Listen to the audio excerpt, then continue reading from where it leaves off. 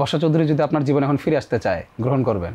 ওরে আমি আমার জীবনে ফিরে পাবো বা কোনো অপশন থাকতো, আমার জীবনের বিনিময় হইলেও আমি তাকে নিয়ে আসতাম। কারণ মানুষটা চাইছে, ও মনে প্রাণে চাইছে যে আমি রাসেলকে নিয়ে আমি ভালো থাকবো। এটা কিভাবে সম্ভব ভাই? একটা ইসলামিক দেশে, যেই দেশে 97% মুসলমান দেশে, সে দেশে আমাকে ডিভোর্স না করে সে 2টা বিয়ে কিভাবে করে? মুন্না খান ওনার 3 মাসের বাচ্চা, যে সে ডিভোর্স না করে সে কিভাবে ইয়া করলো, ওই ছেলের সাথে লিপকিসের ছবি ইয়াতে দিল। যেমন আমার নামে উনি 4টি মামলা করেছেন, 4টা মামলা আমার মাসে 4 দিন হাজিরা দিতে হচ্ছে। আমি মানসিকভাবে খুবই ভালো আছি।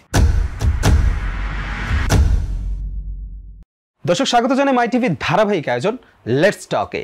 এই অনুষ্ঠানের মাধ্যমে জনপ্রিয় কন্টেন্ট ক্রিয়েটর, ইনফ্লুয়েন্সার এবং সেলিব্রিটিদের সাথে আড্ডা হয় আমাদের। পুরো অনুষ্ঠান জুড়ে সাথে রয়েছে আমি কবির চৌধুরী জয়, এবং বরাবরের মতো আজও আমাদের সাথে অতিথি হিসেবে রয়েছে বাংলাদেশের অন্যতম জনপ্রিয় অভিনেতা রাসেল মিয়া। কেমন আছেন ভাইয়া? আলহামদুলিল্লাহ, আপনি কেমন আছেন? আলহামদুলিল্লাহ। কিছুদিন আগে তো ঈদ গেল, জি। কি নিয়ে ব্যস্ত ছিলেন? ঈদে কি কাজ এসেছে এবং ভবিষ্যতে আরো কি আসছে? ঈদের একাধিক নাটক বের হয়েছে, নাটক নিয়ে খুব ব্যস্ত ছিলাম। ফিল্মে কাজ করছি, সিনেমা আসছে, এই তো কাজ নিয়ে ব্যস্ত আছি। কি কি নাটক এলো এবার ঈদে? এসছে মোটামুটি 7টা নাটক, কিন্তু এর মধ্যে জনপ্রিয়তা পেয়েছে 4টি।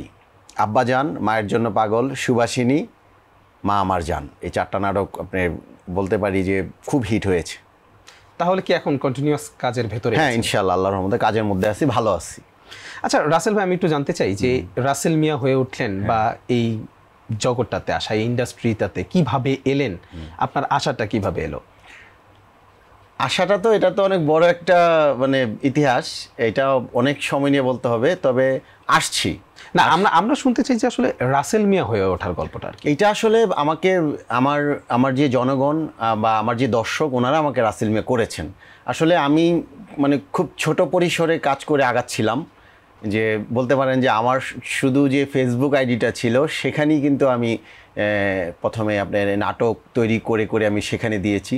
তারপরে সেখান থেকে মানুষের ভালোবাসা পেতে পেতে আমি নাটকে আসি, ফিল্মে আসি, এবং আপনারা জানেন যে আমার একাধিক সিনেমাও ইতিমধ্যে মুক্তি পেয়েছে, এবং জনপ্রিয়তাও আমি মনে করি যে আমার দর্শক আমাকে দিয়েছে।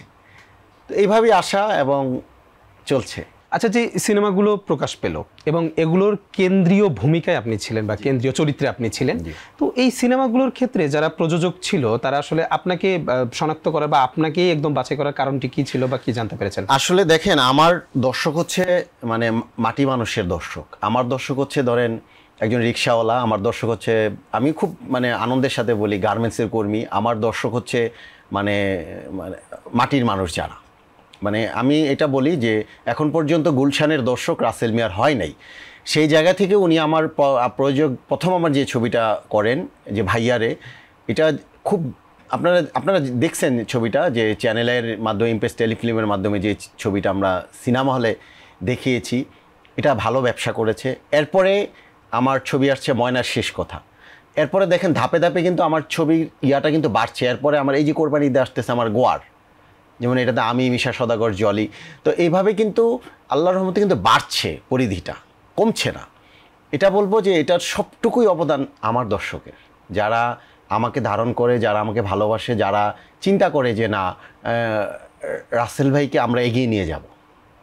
আচ্ছা, যেহেতু সামনে কুরবানি ঈদে গোয়ার আসছে, তো আসলে এই গোয়ার নিয়ে একটু জানতে চাই, বা গোয়ারের কি শুটিং শেষ হয়েছে কিনা? কোনো স্পয়েল না, কিন্তু একটু জানতে চাই যতটুকু দর্শক আমি বলবো শুটিং তো শেষই গোয়ারের। এই যে আমি গতকালকে আমার ডাবিংও শেষ হয়ে গেছে গোয়ারের, আরও হয়তো 2-1 জনের ডাবিং বাকি আছে, তারপরে মিউজিকে চলে যাবে, RRA চলে যাবে।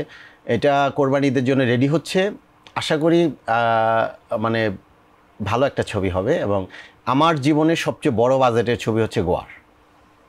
আচ্ছা, এবার আমরা একটু আপনার ব্যক্তি জীবন সম্পর্কে আমরা জানলাম এবং কি নিয়ে ব্যস্ত আছেন সেটাও শুনলাম, কিন্তু বর্তমান সময়ে বেশ কিছুদিন থেকে সামাজিক যোগাযোগ মাধ্যমে একটি বিষয় অনেক বেশি আলোচিত, সমালোচিত, এবং এখানে বিভিন্ন বিষয় জড়িত আছে। কারণ আপনাদের যে বিয়েটি হয়েছে, আমি যেটি মিন করছি যে বর্ষা চৌধুরী এবং আপনার যে বিবাহের বিষয়টি, এটি একটি শিল্পী সমিতির নির্বাচনে হঠাৎ অনাকাঙ্ক্ষিতভাবে দুজনের একটি বিয়ে হয়ে গেল। একটি শিল্পী সমিতির নির্বাচন একটা অন্যরকম ঘটনা ছিল এটি, এবং এটি পুরো দেশে কৌতূহলে জন্ম দিয়েছে, মানুষকে নানা প্রশ্নে জন্ম দিয়েছে।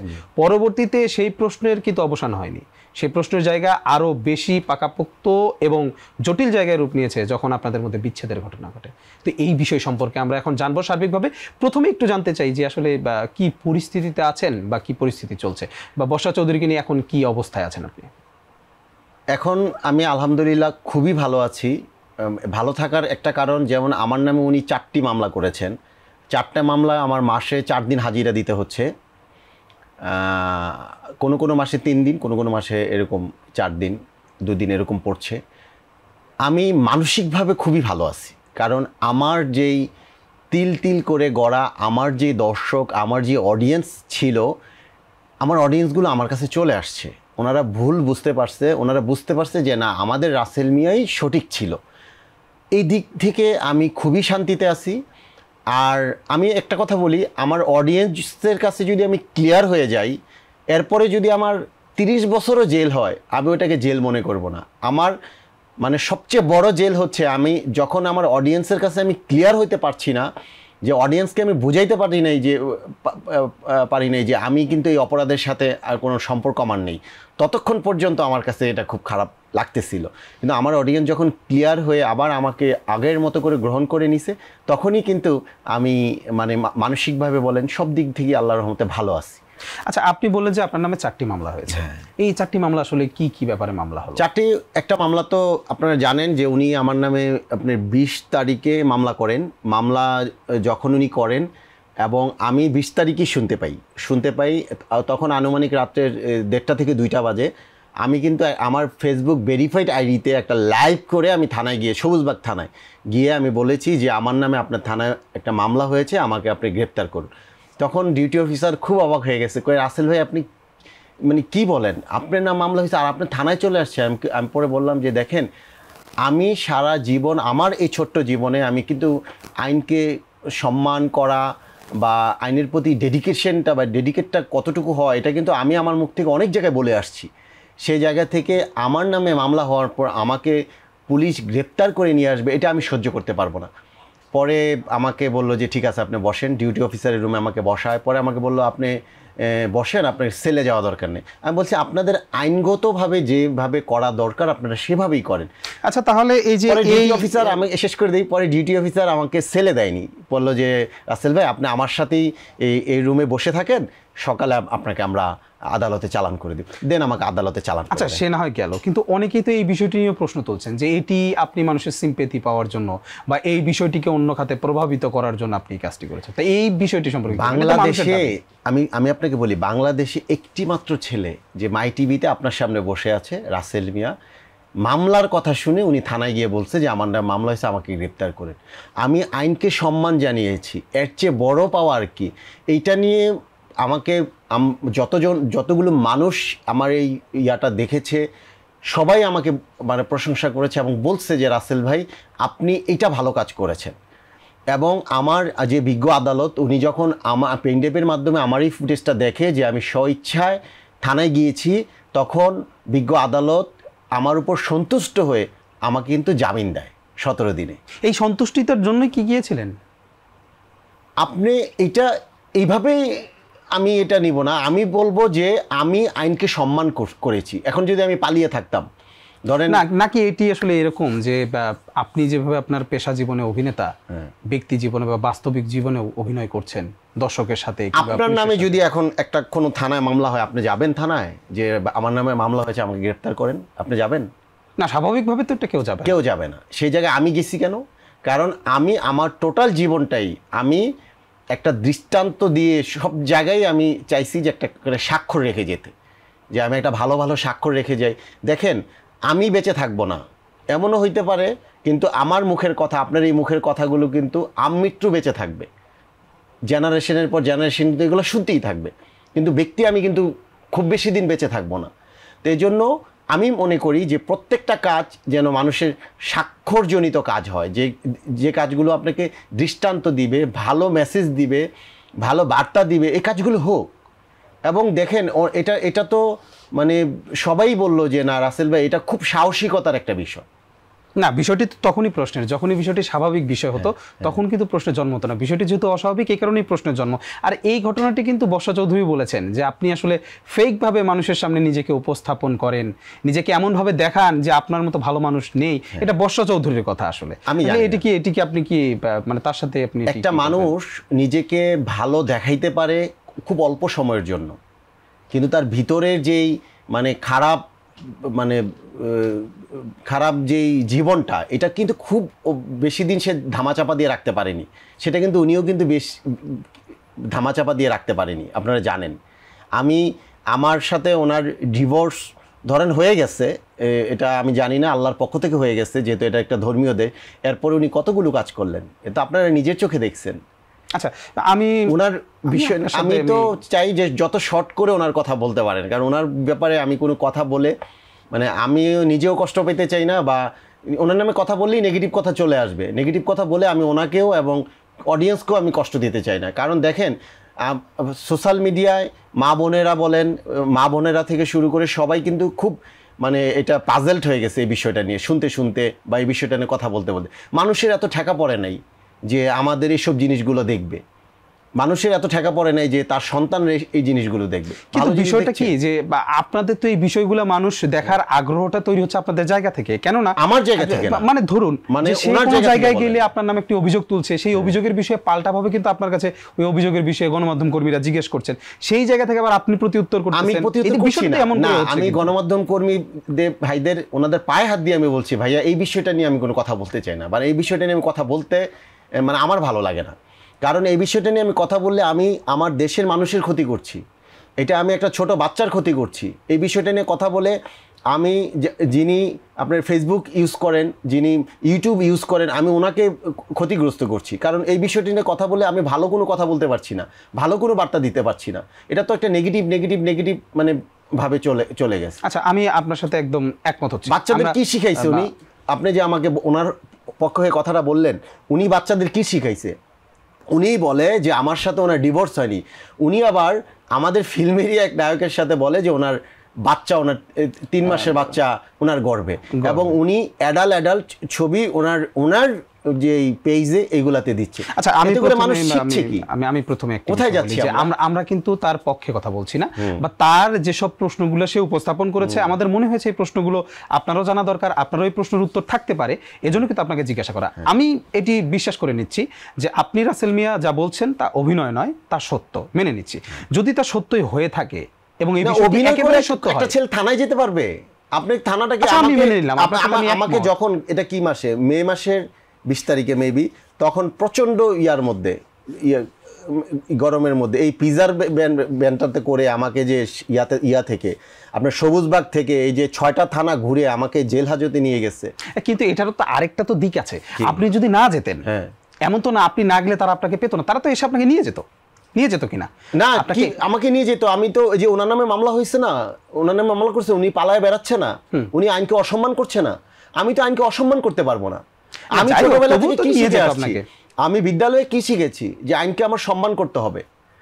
তো আমি পালিয়ে বেড়াবো, আমি আইনকেও সম্মান করবো, আমি এরকম আইন আমি শিখতে চাই না। আচ্ছা, ঠিক আছে, আমার নাম মামলা হয়েছে, আমি সাথে থানায় গেছি, এবং এই যাবৎকালে যতদিন বেঁচে থাকবো আমার নামে যদি কখনো আমি অপরাধ করি আর না করি, কখনো আমি যদি শুনি যে আমার রাসেল মিয়ার নামে মামলা হয়েছে, আমি সাথে থানায় যাব। আমরা অ্যাপ্রিশিয়েট করি আইনকে সম্মান করার বিষয়টি, শ্রদ্ধা করার বিষয়টি আমরা অ্যাপ্রিশিয়েট করি, এবং সবাইকেও আমরা সেটাই বলি যে আপনারাও তাই করুন। কিন্তু যদি তাই হয় এবং তাই যদি সত্য হয় এবং রাসেল মিয়া যদি সত্যই বলে, তাহলে সেক্ষেত্রে বর্ষা চৌধুরীকে আপনি প্রথম বিয়ের কথা গোপন করে বিয়ে করলেন, এটার কারণটা? এটা আমি অবশ্যই গোপন করে বিয়ে করি নাই। এটা গোপন করার কি আছে এখানে? এটা শুনেন, উনি তো দেখেন আজ পর্যন্ত ওনার একটি কথাও কি আপনারা কি সত্য বের করতে পারছেন? উনি যতগুলো কথা বলছে সবগুলো কিন্তু মিথ্যা মানে প্রমাণিত হচ্ছে। কিন্তু রাসেল ভাই, আপনারা তো বেসরকারি একটি টেলিভিশনে, এটা আপনি নিজের মুখেই বলেছেন, আপনাদের বিয়ের 12তম দিনে আপনার একটি বেসরকারি টেলিভিশনে একটি ইন্টারভিউ, মানে এটা বিয়ের দ্বিতীয় দিন। আচ্ছা, ঠিক আছে, আপনি যদি দ্বিতীয় দিনই হোক, আপনি সেখানে বলেছেন যে আপনি প্রথম বিয়ের যে বিষয়টি, এটি কোনো বিয়ে ছিল না, এটি একটি রিলেশন ছিল, আপনি নিজেই বলেছেন। না, এটা আমি ওইখানে বলেছিলাম, কিন্তু ওইখানে চ্যানেল ওটা কেটে রেখেছে। আমি পরে চ্যানেলকে জিজ্ঞেস করছি এটা কেন কাটলেন, কয় না রাসেল ভাই আপনারা নতুন জীবনে ভালো আছেন, ভালো থাকেন, এটা আমি আপনাদের জন্য কিন্তু এটা তো কেটে এটা তো কোনোভাবেই এক করা সম্ভব না। আপনি যে কথাটা বলছেন যে স্বীকারোক্তিটা, আপনার এই প্রোগ্রামে ডিউরেশন কতটুকু আপনি বলেন আমাকে, ডিউরেশন কতটুকু? সেটা না হয় আমি কাটলাম, কিন্তু তাই আমার আপনার কথাকে আমি ভিন্ন করে দিতে পারবো? অবশ্যই না, কথা ভিন্ন করতে পারবো। আপনার এই চ্যানেলের ডিউরেশন কতটুকু? আপনি বললেন যে আপনি অ্যানসার দেন আমার, আপনার চ্যানেলের ডিউরেশন কতটুকু? ধরুন আমাদের 30 মিনিট। 30 মিনিট। আপনি আমার কি শুট 30 মিনিট করবেন? না, আমি তার বেশি করতে পারি। আপনি বেশি করতে পারেন কি? আপনি অলওয়েজ বেশি করবেন। এখান থেকে আপনি 5 মিনিট কথা কর্তন করেই রাখতে পারেন। সেটা আমি কর্তন করতে পারি, কিন্তু আপনি বললেন যে আপনি বিয়ে করেননি, আপনার সম্পর্ক ছিল। আমি বিয়ে করি না, এই কথাটা আপনি বের করেন, এই কথাটা আপনি বের করেন, এরপর আপনার সাথে শো করব। না না, আমরা যদি বের করে এটা বের করেন, দেখান। কেন আপনি নিজে ইন্টারভিউ দিয়েছেন? হ্যাঁ আমি দিয়েছি, আমি ওখানে বলেছি, পরে ওনারা এটা কেটে বলছে রাসেল ভাই এইভাবে না দিয়ে, যেমন এখানে প্রডিউসার বলতে পারে না যে রাসেল ভাই এই কথাটা, যদি প্রডিউসার আমাকে ভালোবেসে থাকে যে রাসেল ভাই এই কথাটা আপনি বললেন না, এটা আপনি একটু অন্যভাবে বলেন, আমি প্রডিউসারকে সম্মান করে কথাটা বলবো না? এটা তো দিস ইজ মিডিয়া। ওকে ওকে ওকে, আপনি যেভাবে প্রেশার করে তার হয়ে কথা বলছেন, এটা মানে it's a not beautiful talking. তাহলে কি আমরা যে কেউ কারো প্রশ্ন কি তার সামনে ধরতে পারবো না? তার প্রশ্ন তুলবেন, কিন্তু আপনি অ্যাটাক করবেন কেন? আপনি আমার এই প্রশ্নের জবাব দেন। একটা ইসলামিক দেশে আপনি তার শুভাকাঙ্ক্ষী হন, আমি আপনাকে রেসপেক্ট করি। একটা ইসলামিক দেশে, যেই দেশে 97% মুসলমান দেশে, সে দেশে আমাকে ডিভোর্স না করে সে 2টা বিয়ে কিভাবে করে? আমি এখনো ডিভোর্সের কাগজ পাইনি। আচ্ছা, এবং তার মুখে শেষ করি, এবং তার মুখে সে বলেছে যে তার এই যে নায়ক এই মুন্না খান, ওনার 3 মাসের বাচ্চা, এবং সে বলল যে আমাকে সে ডিভোর্স করে নাই, সে নিজে বলতেছে। আচ্ছা, আমরা এই প্রসঙ্গে শেষ করি, কথা শেষ করি। ওকে ওকে, আমরা এই প্রসঙ্গে কথা শেষ করব, কিন্তু তার আগে আমরা ওই প্রসঙ্গটি শেষ করতে চাই। আর কথা শেষ করে নেই। হ্যাঁ বলেন। যে সে ডিভোর্স না করে সে কিভাবে করলো, ওই ছেলের সাথে লিপ কিসের ছবি দিল, এটার অ্যানসার দেন আপনি। এটা মুসলমান দেশ না? আপনি একজন মুসলমান না? আপনার স্টুডিওতে সে আসছিল, আমি এটা এখানে জানার পর আমি এটা শুনছি। আমি জীবনেও আমি মাই টিভিতে আসতাম না যদি এইখানে সে পা রাখছে আমি শুনছি। আমাকে একবার কল করছে, আমি শুনছি আসছে, আমি বলছি যে আজকে যে প্রডিউসার উনি আমার খুবই সম্মানের, আমার খুব রেসপেক্টের জায়গায়, উনি আমাদের নাটকের মানুষ, ওনাকে আমি না করতে পারি নাই। আপনি কেন একজন মুসলমান হিসেবে আপনি কেন তাকে এখানে আটকাইলেন না? আপনি শো করে তাকে কেন ছেড়ে দিলেন? আপনার বিবেকের কাছে আপনার বাধা পড়ে নাই যে একটা মুসলমান দেশে এত বড় একটা ব্যভিচারী করলে একটা আপনি মুসলিম না? আচ্ছা, এই আমরা আসছি এই বিষয়ে, কিন্তু আপনি বললেন যে আপনার এই কথাটি কাটিং করা হয়েছে, কিন্তু আপনি আরেকটি টেলিভিশনের ইন্টারভিউতে বললেন এই কথাটি আপনাকে বর্ষা শিখিয়ে দিয়েছে। এটা তাহলে কি? অবশ্যই সে আমাকে শিখিয়ে দিয়েছে, কিন্তু আপনি তো কথা বলেন ভাই। আরে সে আমাকে বিয়ের পর দিন, আপনি যখন বিয়ে করবেন, বিয়ের পর দিন আপনার ওয়াইফ আপনার কাছে পৃথিবীর সবচেয়ে আপন মানুষ হবে, তখন তার কথা রাখার জন্য আপনি কত কথা বলতেই পারেন। কিন্তু কিছুক্ষণ আগে আপনি বললেন টেলিভিশনটি আপনার কথাটি কেটে দিয়েছে, এখন আবার আপনি বলছেন যে বর্ষা আপনাকে শিখেছে। বর্ষাই তো টেলিভিশনকে বলছে যে এই কথাটা কেটে আমরা করি, ওটা ও ম্যানেজ করছে, এবং ওর কারণেই আমি ওই চ্যানেলে গিয়েছি। আমাকে একটু পরিষ্কার করে ঘটনাটা বলবেন কি হয়েছিল? একটু আপনি যদি স্পেসিফিক ওই ঘটনাটা বলেন, কি হয়েছিল? কোন ঘটনাটা? এই ঘটনাটি, এই যে আপনি একটি জায়গায় বললেন যে আপনার বিয়ে হয়নি, আপনার একটি রিলেশন ছিল, সেটি আপনি তাকে বলেছেন। আবার আরেকটি জায়গায় গিয়ে ইন্টারভিউতে বললেন যে আপনাকে বর্ষাই শিখিয়ে দিয়েছিল এই কথা বলার জন্য। ঠিক তো, এই কথা দুটো তো আপনিই বলেছেন। আসলে এটার ঘটনাটা কি? এটার অন্তরালে কি ঘটনা? এটার ঘটনাটা এই মহিলাটার, ওনার একটা প্ল্যানই ছিল যে রাসেলকে আমি একটা সময়, ধরেন ওনার প্ল্যানই ছিল যে 1 মাস আমি সংসার করব বা 15 দিন সংসার করব, এর মধ্যে রাসেলের যা কিছু আছে সমস্ত কিছু আমি মানে লুট করে নিয়ে যাব, এরপরে রাসেলকে আমি মানুষের কাছে ছোট করে ফেলবো। এটা তার একটা পূর্ব প্ল্যানিং ছিল। তার মানে আপনার কথা অনুযায়ী এটা তার প্ল্যান করা ছিল? অবশ্যই 100%। এবং উনি প্ল্যান ব্যতীত পৃথিবীতে কোনো কাজ করেন না। আমার পৃথিবীর মধ্যে সবচেয়ে বেশি কষ্ট লাগে এই মহিলাকে নিয়ে কথা বলতে। সে যা করে টোটালটাই প্ল্যানিং মতো কাজ করে।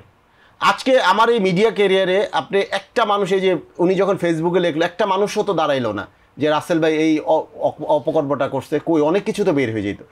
ওনার ব্যাপারে কি বের হইছে? এবং আপনার জায়গায় যদি আমি হইতাম, সে যদি আমার এখানে আসতো, আমি কি করতাম? আমি থানায় ফোন করতাম। থানায় ফোন করে বলতাম যে এই মহিলাটা প্রকাশ্যে ব্যভিচারী করছে, এই মহিলাটা প্রকাশ্যে মুসলমানকে ছোট করছে সারা বিশ্বের কাছে। একজন হাজব্যান্ডকে ডিভোর্স না করে সে একজন সাংবাদিককে বিয়ে করেছে, মানলাম সে সাংবাদিক আপনার পেপারস দেখাইতে পারে নাই, এটা আমি অসত্য ধরে নিলাম। এরপরে উনি আরেকটা ছেলের সাথে সে সম্পর্ক করেছে, তার বাচ্চা তার পেটে। এই ব্যভিচারীর কারণে আমি যদি আপনার জায়গায় হইতাম, আমি থানায় ফোন করতাম, তাকে গ্রেপ্তার করতাম, দেন আমি মানুষের কাছে বলতাম যে এটা তাহলে তো সে প্রকাশ্যে আপনার নামে অনেক কথা বলছে, তাহলে সেগুলোর বিরুদ্ধে আপনি ব্যবস্থা নিচ্ছেন না কেন? সে আমার ব্যাপারে কি প্রকাশ্যে কি আপনি গণমাধ্যমে বিভিন্ন জায়গায় সে যে আপনার বিরুদ্ধে নানা অভিযোগগুলো তুলছেন, এটা তো আপনি এগুলো তো দেখছেন। মানুষ তার চামড়ার মুখে সে অনেক কথা বলতে পারবে, এগুলো তো কোনো এভিডেন্স সে দিতে পারেনি। এবং তার এই প্রতিবাদ করে তো আমি আমার সময় নষ্ট করবো না, আমার সময়টা তো কাজে সময় নষ্ট করতে হবে, আমার তো কাজ করতে হবে, আমি কাজের মধ্যে থাকবো না। অবশ্যই। আচ্ছা, প্রথমে একটি বিষয় আরেকবার একটু জানতে চাই যে আপনি রাসেল মিয়া বর্ষা চৌধুরীর কততম স্বামী? আমি এটা জানি না, এটা আমি সংখ্যায় আমি বলতে পারবো না এখন পর্যন্ত, এটা বলতেই চাই না। মানে একবার হই পঞ্চম, একবার হই সপ্তম, একবার হই নবম। আসলে এটা ডে বাই ডে বাড়তে বাড়তে আমার সংখ্যাটা কোথায় যাবে এটা আমি জানি না। এটার শেষ যেদিন হবে সেদিন হয়তো আপনাদের মুখ থেকে আমি শুনবো। আচ্ছা রাসেল ভাই, একটা বিষয় হলো যে আপনারা বা আপনাদের বিষয়টি, আমি কি বলতে পারি যে বর্ষা চৌধুরী আপনার প্রাক্তন স্ত্রী? না না, অবশ্যই না, অবশ্যই না। না। আচ্ছা, কারণ তার মানে আমি আগে ক্লিয়ার হই, আমি মুসলমান, আমার নাম মোহাম্মদ রাসেল মিয়া, আমি টাইটেল নাম দিয়েছি সবাই রাসেল মিয়া, কিন্তু আমার আগের কিন্তু নামের আগে মোহাম্মদ আছে, তার মানে আমি মোহাম্মদ সাল্লাল্লাহু আলাইহি ওয়াসাল্লামের উম্মত। কথা ক্লিয়ার? আমি একজন মুসলমান। একজন মুসলমানের স্ত্রী আরেকজনের সাথে সহবাস করার পর এবং আরেকজন আমি বউ দাবি করার পর সে কখনোই তার হাজবেন্ড থাকতে পারে না, না এবং না। ওকে, কিন্তু আমাদের আইনকে আমি সম্মান করি, আইনগতভাবে উনি আমাকে ডিভোর্স করে নাই, আমিও ডিভোর্স দিতে পারছি না, কারণ আমি যদি ডিভোর্স দিই উনি আমার নামে আরো একাধিক মামলা দিতে পারবে। তার মানে আইনগত অবস্থা থেকে তাহলে আপনারা হাজব্যান্ড ওয়াইফ। তাহলে এই হাজব্যান্ড ওয়াইফ থাকা অবস্থায় একজন নারী সামাজিক যোগাযোগ মাধ্যমে লাইভে এসে অন্য একজন পুরুষের সন্তান তার পেটে, এই বিষয়টি যখন বলে একজন স্বামীর জায়গা থেকে, আসলে তখন আপনার স্বামীর জায়গাটা বলবেন কেন আপনাকে আমি কত বড় একটা সংজ্ঞা দিলাম যে আমার নাম মোহাম্মদ রাসেল, আমি মুসলমান, আপনি আমার সংজ্ঞাটা বুঝেননি? আচ্ছা ঠিক আছে, ধরে নিলাম যে আপনি আইনগতভাবে আপনারা স্বামী স্ত্রী, কিন্তু ইসলামিক ভাবে বা ইসলামিক দৃষ্টিকোণ থেকে আপনাদের ভেতরে আর কোনো সম্পর্ক নেই, বিচ্ছেদ হয়ে গেছে। কিন্তু তবুও যার সাথে আপনার বিচ্ছেদ হলো, যখন আপনি দেখলেন লাইভে এসে সে এমন একটি কথা বলছে যেখানে বাংলাদেশি আইন অনুসারে আপনারা তখনও প্রেজেন্ট স্বামী স্ত্রী, তখন আসলে আপনার কি মনে হয়েছিল? উনি যদি মানে মেয়ে মানুষ হতেন, উনি যদি বউ হইতেন, বা উনি যদি সাংসারিক মেয়ে হইতেন, বা সমাজের 8-10টা মেয়ের মতো উনি যদি মেয়ে মানুষ হইতেন, তা আমার সাথে যদি ওনার আপনার এই আইনগত ব্যবস্থাটাও থাকতো, এই কথাটা শোনার পর আমি তো একজন মানে পুরুষ হিসেবে যেটা করা দরকার ছিল আমি সেটা করতাম। কিন্তু আমি তো তার ওনার ব্যাপারে করার প্রশ্নই আসে না। যাকে আমি ফেলে দিছি এবং যাকে আমি হেট করি, যার ব্যাপারে আমি কোনো কথাই শুনতে চাই না, তার ব্যাপারে এসব কথা তো এরকম অগণিত কথা বারবার সে চলে আসছে। উনি আপনার আমি যখন জেল হাজতে তখন উনি একজন সাংবাদিককে বিয়ে করেন। আচ্ছা মানলাম সাংবাদিক, উনি মিথ্যা বলতেছেন। সাংবাদিকের দাড়ি পাকা বাবা যার বয়স 80, উনি কি মিথ্যা বলবেন? সাংবাদিকের যিনি মা তার বয়স 70+, উনি কি মিথ্যা বলবেন? সাংবাদিকের যিনি বোন, উনি একজন নারী, উনি কি মিথ্যে বলবেন? উনি গতকালকে একটা ইয়াতে যে কাজী ওনাদেরকে বিয়ে পড়াইছে, ওইটাও তো ওই সাংবাদিক আপনার ফেসবুকে দিয়েছে, আমরা দেখেছি, এবং অনেক সাংবাদিকরা এটা কাভারেজ করেছেন যে উনি কাজী সাহেব বিয়ে করেছেন। এবং যে অ্যাডভোকেট, ওনার যে পার্সোনাল অ্যাডভোকেট, উনি কিন্তু কাজী তো সেখানে বলেছে যে সেখানে কোনো কাবিন হয়নি এবং শুধু বিয়ে হয়েছে, মোনাজাত হয়েছে, বিয়ে হয়েছে। তো সাংবাদিক যে বিয়ে হয়েছে, তো এখন উনি কিন্তু আমাদের ক্রিমিনাল, সে তো বিয়ে করবে না। এই যে দেখুন রাসেল, আপনি কিছুক্ষণ আগে যখন বললেন যে ইসলামী দৃষ্টিকোণ থেকে বললেন বিচ্ছেদ হয়েছে, কিন্তু আইনিভাবে আপনাদের বিচ্ছেদ হয়নি। ঠিক তেমনি আপনি দোয়ার মাধ্যমে যখন বিয়ে হলো, তখন এটা তো আপনার ইসলামিক দৃষ্টিকোণ থেকে বিয়ে হলো, আইনিভাবে তো বিয়ে হলো না। বিয়ে হয় না। আর দোয়ার মাধ্যমে ইসলামিক দৃষ্টিকোণ থেকেও তো বিয়ে হবে না, কারণ আমাকে ডিভোর্স করার 90 দিন পরে তাকে বিয়ে করতে হবে, কিন্তু তার পুরো জীবনটাই তো ক্রিমিনাল। আপনি তো বললেন যে ইসলামিক দৃষ্টিকোণ থেকে যখন আপনারা একে অপরে বিচ্ছেদ হয়ে গেলেন বা সরে গেলেন, তখন তো আপনাদের ডিভোর্স হয়ে গেল। তো ডিভোর্স হয়েছে, আমি যখন জেলে গেছি ধরেন তখনই ডিভোর্স হয়েছে, কিন্তু সাংবাদিককে যখন বিয়ে করছে জেলে যাওয়ার পর তো 90 দিন হয় নাই। আচ্ছা, আচ্ছা রাসেল ভাই, জি। যে প্রসঙ্গে আমরা ছিলাম, যে পরবর্তীতে যে সাংবাদিক বিয়ের কথা বললেন, এই প্রসঙ্গে আমরা আসছি, কিন্তু তার আগে ওই বিষয়টিতে আরেকবার একটু জানতে চাই। যখন তিনি লাইভে এসে এটি বললেন, আপনি আরেকটি সাক্ষাৎকারে বলেছিলেন যে আলহামদুলিল্লাহ আপনি বেঁচে গিয়েছেন। আসলে এই ঘটনা থেকে, যেহেতু আইনিভাবে সে আপনার স্ত্রী তখনও, এমন একটি ঘটনা সামাজিক যোগাযোগ মাধ্যমে লাইভে এসে সে বলল অন্যের একজন সন্তান তার পেটে, এই বিষয়টিকে আপনি আলহামদুলিল্লাহ বললেন কিভাবে? আমি কোথায় আলহামদুলিল্লাহ বলেছি? আমরা একটা ইন্টারভিউতে দেখেছি। ইম্পসিবল। আমি কোথাও আলহামদুলিল্লাহ বলিনি। আমি মানুষের দুঃখ দেখলে সে আমার চরম শত্রু হইলেও আমি কখনো আলহামদুলিল্লাহ বলিনি। আমি কোথাও আলহামদুলিল্লাহ বলিনি। আর আমার একটাই, রাসেল মিয়া একটা ভেরিফাইড ফেসবুকের একটাই আইডি আমার, আমি কোথাও আলহামদুলিল্লাহ বলিনি। মানে এই বিষয়ে আপনি আলহামদুলিল্লাহ বলেননি? না না, প্রশ্নই আসে না ভাই, একটু মনে করে দেখুন, আমরা কিন্তু দেখেছি দেখেন আপনি আলহামদুলিল্লাহ বলছেন। আপনি মাই টিভিতে আপনার পুরো ইয়া করে ইনস্টল করে দেখান না, কোথাও আমি আলহামদুলিল্লাহ বলিনি। না, আমি মাই টিভির কথা বলছি না, আপনি কোন একটি মানে সাক্ষাৎকারে কোথাও না আলহামদুলিল্লাহ বলেন। এটা তো শুনেন, কেন আলহামদুলিল্লাহ বলবো আমি? সে বাংলাদেশের ধরেন 10 কোটি মা বোনকে সে বেজ্জুত করেছে। আপনার ঘরে মা আছে না? আপনার মাকে সে বেজ্জুত করেছে। আপনার মা নারী না? আমার মা নারী না? আমার মাকে সে বেজ্জুত করেছে, কারণ তার ট্যাগলাইনটা তো একজন নারী। সে বাংলাদেশের প্রায় 10 কোটি মা বোনকে সে বেজ্জুত করেছে। বাংলাদেশে এমন অনেক সিঙ্গেল মাদার আছে, আমি নিজের চোখে দেখেছি। আচ্ছা, যে একটা সন্তান আছে, একটা সন্তানের দিকে তাকায়া জীবন কাটাইতে কাটাইতে সে কবরবাসী হয়ে গেছে। ওই সিঙ্গেল মাদারদের আমরা সারা জীবন রেসপেক্ট করে আসছি, সে অসম্মান করছে। আচ্ছা রাসেল ভাই, আপনি তাহলে বলছেন যে আপনি এই বিষয়ে কোনো আলহামদুলিল্লাহ বলেন না? কেন বলবো? আচ্ছা, আমি লজ্জা পেয়েছি, আমি ঘৃণা লাগছে বিষয়টা। আমরা এটি দেখেছি এবং আমরা অনুষ্ঠান শেষে আপনাকে দেখাবো যে আপনি এটি বলেছেন। হয়তো আপনি আনমনা মনে বলতেও পারেন, কিন্তু আমরা এটি আপনাকে অনুষ্ঠান শেষে দেখাবো যে আপনি এটি বলেছেন। না, আমাদের সকল প্রশ্ন এবং যা প্রশ্নগুলো করছি আমরা আপনাকে, এটি শুধু যে একজন ব্যক্তির প্রশ্ন বা এমন না, সকলের প্রশ্ন বা আপনার বলা প্রশ্নগুলোই আমরা আপনার কাছ থেকে আবার শুনবো। আচ্ছা, হইতে পারে আলহামদুলিল্লাহ আমি বললেন নাম নিছি, নাকি আমি শুধু আলহামদুলিল্লাহ বলছি?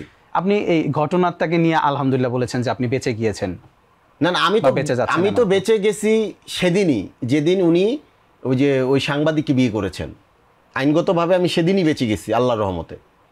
এবং আমার সবচেয়ে বড় যে বাঁচাটা ছিল সেটা হচ্ছে আমার অডিয়েন্সের কাছে, যেটার জন্য আমি চোখের পানি ফেলছি। আমার অন্তরে লালন করে রাখার জন্য আমি আইনকে সম্মান জানিয়ে আমি থানায় গিয়ে বলেছি যে আমার নাম মামলা হয়েছে, আমাকে গ্রেপ্তার করুন। আমার যে অডিয়েন্স আমার কাছ থেকে দূরে চলে গিয়েছিল, সে অডিয়েন্স যখন আবার আমার কাছে ফিরে আসছে, তখন আমি আলহামদুলিল্লাহ বলছি। আর তখনই আমি এর চেয়ে বড় সুখী আমি আর নিজেকে মনে করি না, যে আমার অডিয়েন্সগুলো আমার কাছে চলে আসছে। দেখেন, শিল্পী যারা, আমি শিল্পী হইতে পারি নাই, আমি চেষ্টা করে যাচ্ছি। যারা শিল্পী তাদের একমাত্র হাতিয়ার হচ্ছে অডিয়েন্স, যে দর্শক। আমার একটা ছবি দেখার পর আমার একটা দর্শক যদি ফেসবুকে হোক, ইউটিউবে হোক বা যেখানেই হোক, ছবি দেখার পরে যদি দর্শক যদি ফিল না করে এটা রাসেল মিয়ার নাটকটা দেখতে হবে, তাহলে আমি কখনো শিল্পী হইতে পারবো না, শিল্পী টেকটা আমার সাথে থাকবে না। এই অডিয়েন্সগুলো যখন আমার কাছ থেকে চলে যাচ্ছিল এই মহিলার মিথ্যাচারে, তখন আমার দেখবেন যে আমি, সাংবাদিকরা যখন আমাকে 2-1জনও প্রশ্ন করছে, আমি কিন্তু কান্নার জন্য কথা বলতে পারি নাই, আমার এই ভয়টা। কিন্তু যখন আমার অডিয়েন্সগুলো আমাকে ব্যাক করেছেন এবং ওনার মানে কৃতকর্মগুলো সবার কাছে স্পষ্ট হয়ে গেছে, তখন কিন্তু হয়তো আমি আলহামদুলিল্লাহ বলছি। আচ্ছা, আরেকটি বিষয়, এই যে বর্ষা চৌধুরী, সে দাবি করেছেন এবং বিভিন্ন জায়গায় সাক্ষাৎকারে তিনি বলেছেন যে আপনি চলচ্চিত্রে অভিনয় করার জন্য বা চলচ্চিত্র বানানোর জন্য ইনভেস্টর হিসেবে বর্ষা চৌধুরীকে আপনি বিয়ে করেন। এটা এই বিষয়ে প্রশ্নই আসে না। এটা আমি যদি সিনেমায় ইনভেস্ট করার জন্য কোনো মেয়েকে বিয়ে করতাম, তাহলে ওনাকে বিয়ে করবো কেন? আমার ফিল্মের প্রডিউসারই তো আমার মেয়ে, আমার মানে 2টা ছবির প্রডিউসারই তো মেয়ে, তা আমি তাকে বিয়ে করতে যাব কেন? আমি ওনাকে বিয়ে করেছি। আজকেও আপনাদের মাধ্যমে মাই টিভিতে বলে যাই, আল্লাহকে সাক্ষী রেখে বলে যাই, আমি এই মহিলাটাকে যখন আমাদের বাংলাদেশ চলচ্চিত্র শিল্পী সমিতির প্যানেল পরিচিতিতে দেখি, ওনার যে এই এসিডদগ্ধ জায়গাটা, তখন আমার ভীষণভাবে মায়া লাগে। এবং তখন উনি দাঁড়িয়েছিল, আমি ওনাকে বসতে দিয়েছি একটা চেয়ারে, যেহেতু আমি শিল্পী সমিতির মেম্বার, ওইখানে আমার একটা জায়গা আছে, আমি একটা চেয়ারে নিয়ে ওনাকে বসতে দিয়েছি।